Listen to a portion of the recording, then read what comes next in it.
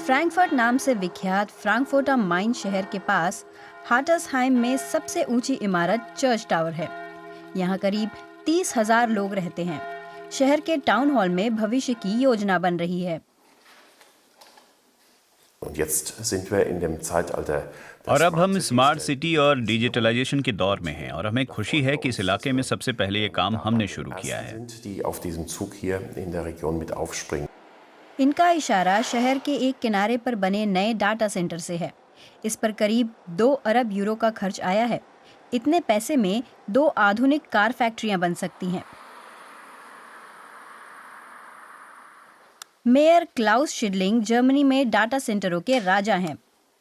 उन्होंने अंतर्राष्ट्रीय निवेशकों को इसके लिए तैयार किया है।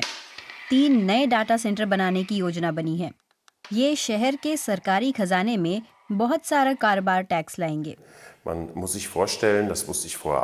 कल्पना कीजिए, मैं खुद भी इससे पहले नहीं जानता था कि इस तरह के मध्यम आकार के डाटा सेंटर कैंपस चलाने के लिए आपको 50 से 60 हजार लोगों वाले एक छोटे से शहर के बराबर बिजली की जरूरत होती है।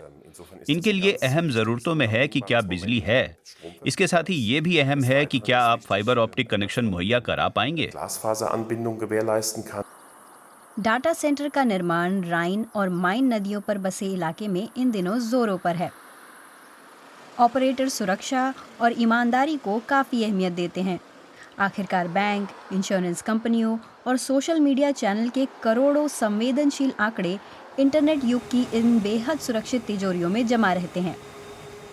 डिजिटल इंटरचेंज DE6 फ्रैंकफर्ट में है। यहाँ 65,000 प्रोवाइडरों के डाटा के संयोजन और उन्हें आगे बढ़ाने का काम होता है। तकनीकी रूप से यह काम बेहद जटिल है। कारोबार इतना शानदार है कि अब आर्किटेक्चर कंपनियां डाटा सेंटर बनाने की विशेषज्ञ बन रही हैं। इन प्रोजेक्टों को मुख्य रूप से एशियाई और अमेरिकी निवेशकों से धन मिल रहा है।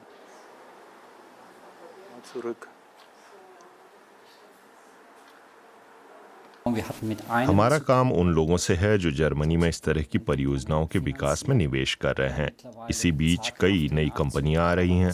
हालांकि हम बड़े खिलाड़ियों की बात कर रहे हैं और 90% प्रोजेक्ट डेवलपर एंग्लो अमेरिकी इलाके से आ रहे हैं।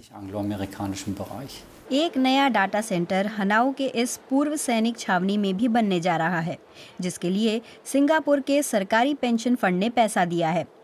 सिटी कोऑर्डिनेटर ने पहले ही साफ शर्तें रख दी हैं। पड़ोस के कोयले वाले बिजली घर के बजाय केवल हरित ऊर्जा को ही भविष्य में अनुमति दी जाएगी।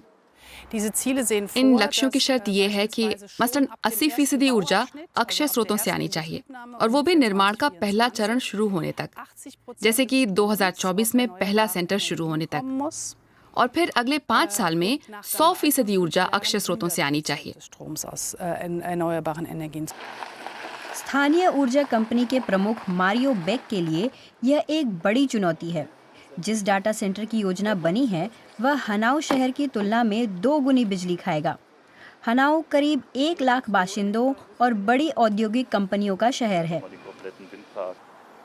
पड़ोस के इस विंड फार्म से कुछ हरित ऊर्जा मिल सकती है।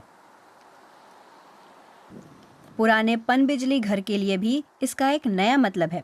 हालांकि वह डाटा सेंटर के लिए बिजली मुहैया नहीं करा पाएगा, लेकिन मारियो बेक को उम्मीद है।